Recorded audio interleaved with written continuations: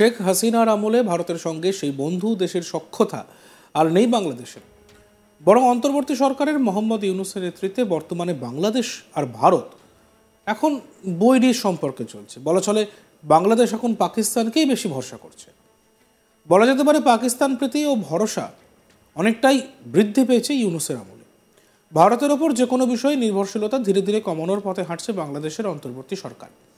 পাকিস্তানের পণ্যবাহী জাহাজের জন্য কার্যত খুলে দেওয়া হয়েছে চট্টগ্রাম বন্দর। সেখানে কোনো চেকিং ছাড়াই নাকি পণ্য নামানো ওঠানো চলছে। এছাড়া উচ্চশিক্ষার জন্য বাংলাদেশি ছাত্রছাত্রীদের জন্য বিশেষ স্কলারশিপের ঘোষণা করেছে পাক সরকার। বাংলাদেশের বিশ্ববিদ্যালয় চত্বরে পাকিস্তানের পতাকা লাগানো কূটনীতিকের গাড়ি দাঁড়িয়ে থাকতে দেখা যাচ্ছে। যদিও বাংলাদেশের এইসব আচরণের পরেও কিন্তু ভারত এখনও গোটা বিষয়গুলোর ওপর সজাগ দৃষ্টি রেখে চলেছে।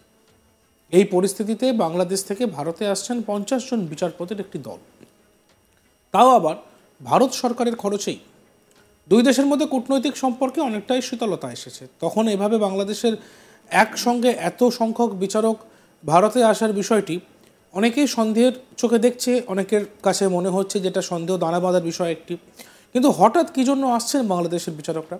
বাংলাদেশের প্রথম সারির সংবাদ মাধ্যম সূত্রে খবর, মধ্যপ্রদেশের ভোপালে অবস্থিত ন্যাশনাল জুডিশিয়াল একাডেমি এবং স্টেট জুডিশিয়াল একাডেমিতে প্রশিক্ষণ নিতেই নাকি একসঙ্গে এতজন বিচারক, বাংলাদেশের বিচারক ভারতে পা রাখতে চলেছেন। যেসব বাংলাদেশি বিচারকরা ভারতে আসছেন তাদের মধ্যে রয়েছেন সহকারী জজ, সিনিয়র সহকারী জজ, যুগ্ম জেলা ও দায়রা জজ, অতিরিক্ত জেলা ও দায়রা জজ, জেলা ও দায়রা জজ প্রমুখ। বাংলাদেশের সুপ্রিম কোর্টের পরামর্শে নাকি এই সমস্ত বিচারকদের প্রশিক্ষণে সম্মতি দিয়েছে ভারত। 2025 ফেব্রুয়ারি মাসের 10 থেকে 20 ফেব্রুয়ারি ভোপালেই প্রশিক্ষণ নেবেন বাংলাদেশের বিচারকরা। এই প্রশিক্ষণের ফলে বাংলাদেশের বিচার ব্যবস্থার মান আরও উন্নত হবে বলে মনে করা হচ্ছে। কিন্তু এখন প্রশ্ন হলো যে ভারতের বিরুদ্ধে উঠতে বসতে যে কুরুচিকর মন্তব্য করছেন বাংলাদেশের মৌলবীরা, বৈষম্য ছাত্র আন্দোলনের সদস্যরা প্রকাশ্যেই ভারত বিদ্বেষী মন্তব্য করছেন, সেখানে বাংলাদেশের বিচারকদের এভাবে সম্পূর্ণ ভারত সরকারের খরচে দেশে এনে প্রশিক্ষণ দেবার বিষয়টি কতটা যুক্তিসঙ্গত তা নিয়ে ইতিমধ্যেই প্রশ্ন উঠতে শুরু করেছে।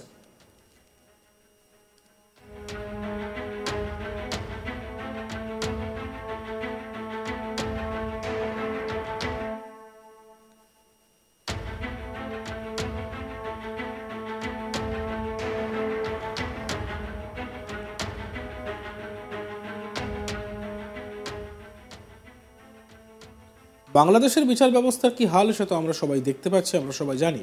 প্রসঙ্গত, দিন কয়েক আগেই বাংলাদেশের অন্তর্বর্তী সরকারের প্রধান মোহাম্মদ ইউনূস ভারতের কাছে চাল চেয়ে পাঠিয়েছিলেন, আর তার আবেদনে সাড়া দিয়ে ভারত বাংলাদেশকে বিপুল চাল রপ্তানি করে সাহায্য করেছে।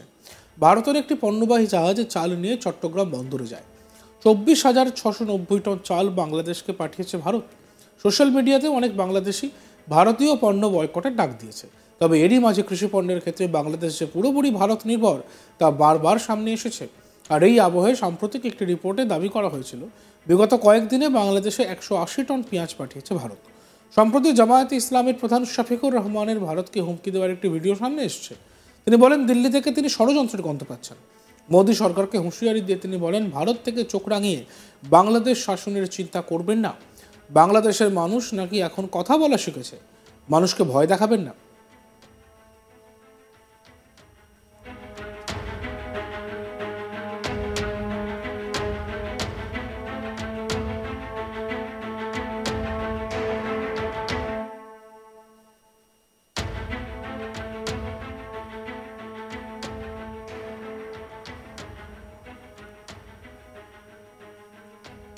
তিনি এর আগে জানান, প্রতিবেশীর প্রতি সম্মান রেখে বলতে চাই, আপনারা শান্তিতে থাকুন, আমরা চাই আমাদেরকেও আপনারা শান্তিতে থাকতে দিন। আপনারা রান্নাঘরে কি তৈরি করবেন আমরা জিজ্ঞাসা করি না, আমাদের রান্নাঘরের দিকে তাকানোর চেষ্টা করবেন না। আপনারা আমাদের সাম্প্রদায়িক সম্প্রীতির কথা বলেন, তার আগে আপনারা নিজেদের চেহারা আয়নাতে দেখে নেবেন।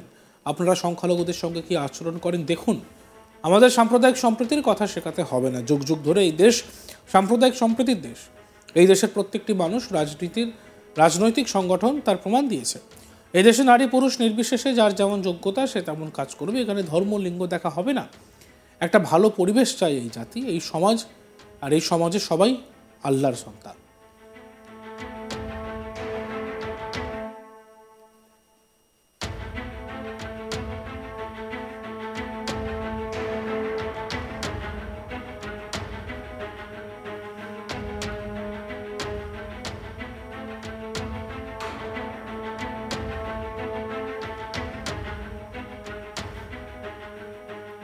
বাংলাদেশে বর্তমানে তেল সংকট, আর তাই নতুন বছরেই তেলের ঘাটতি মেটাতে প্রচুর পরিমাণে জ্বালানি তেল কিনতে চলেছে বাংলাদেশ।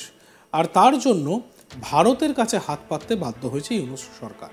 জানা যাচ্ছে প্রায় 14 লক্ষ টন পরিশোধিত জ্বালানি তেল কিনবে বাংলাদেশ। জানা গেছে ভারত সহ মোট 7টি দেশের থেকে তেল কিনবে বাংলাদেশ, যার মধ্যে ভারত ছাড়া রয়েছে মালয়েশিয়া, চীন, ইন্দোনেশিয়া, থাইল্যান্ড, ওমান, সংযুক্ত আরব আমিরশাহী। জানা গিয়েছে দেশগুলি থেকে জ্বালানি তেল আমদানিতে ব্যয় হবে বাংলাদেশি মুদ্রায় প্রায় 11,500 কোটি টাকা। বৃহস্পতিবার সচিবালয়ে মন্ত্রিপরিষদ বিভাগের সম্মেলন কক্ষে অর্থ উপদেষ্টা সালেহউদ্দিন আহমেদের সভাপতিত্বে চলতি বছরের সরকারি ক্রয় সংক্রান্ত উপদেষ্টা পরিষদ কমিটির বৈঠক হয়। সেইখানেই তেল ক্রয়ের প্রস্তাব অনুমোদন করা হয়। সূত্রের খবর, আমদানি করা তেলের মধ্যে 75,000 টন পেট্রোল, প্রায় 9 লক্ষ টন রয়েছে ডিজেল, জেট ফুয়েল রয়েছে প্রায় 2 লক্ষ টন, আর সি অয়েল রয়েছে 30,000 টন।